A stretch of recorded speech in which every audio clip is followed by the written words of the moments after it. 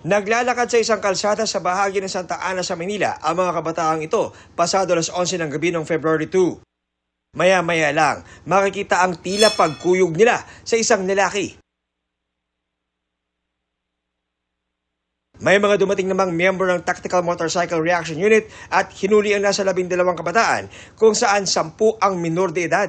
Inakala nung una na pangugulpi ang nakuna ng CCTV pero nang imbestigahan, yung complainant natin o victim ay nagsabi na siya ay pumapasok sa isang grupo ng fraternity.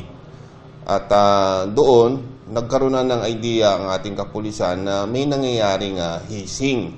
natuklasan ng MPD na para maging miyembro sa kanilang gang, kailangang magpabugbog ang sasali sa mga miyembro nito sa loob ng 30 segundo. Nalaman natin na yung inisasyon na tinatawag nila ay jump in. At yung sinasabi nating pagdadaanan ng ating biktima, ito yung tinatawag na 30 seconds massacre, na kung saan ay kanilang sasaktan, susuntukin, tatadyakan yung pumapasok sa kanilang grupo. Free for all yung nangyari sa kanya.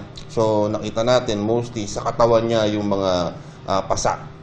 Di naman itinanggi ng isa sa mga suspect ang kanilang ginawa. Doon na po nagsisimula yung bugbugan po.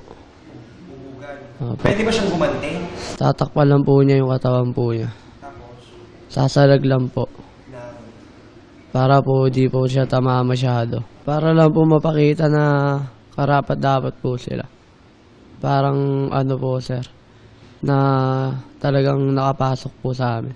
Doon sa ating pinail na kaso, Republic Act 11053 o yung tinatawag na ating anti-hazing law, na kung saan pwede silang makulong ng 12 years hanggang 20 years at magmulta ng 1 bilyon.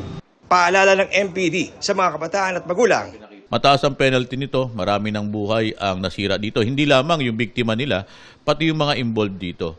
Napakahalaga nito sa ating mga magulang na bantayan nyo yung inyong mga anak. Tignan nyo yung mga activities nila at paalalahanan tungkol sa mga bagay na to.